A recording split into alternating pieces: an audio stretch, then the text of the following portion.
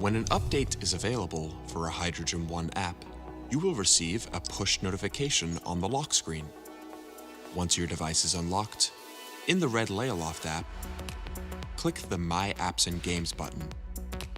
Locate the Hydrogen One app that you wish to update. If an update is available, a circular arrow icon will appear on the right. Click this button to begin downloading the update. You can follow these steps to update all of your Red apps, including the Red Player, Hydrogen Network, HoloPix, and the Camera app. To download new Hydrogen One apps, first, from the home screen, open the Red Layaloft app. Next, click the search button in the top right of the screen. Type the name of the app you wish to download into the search bar.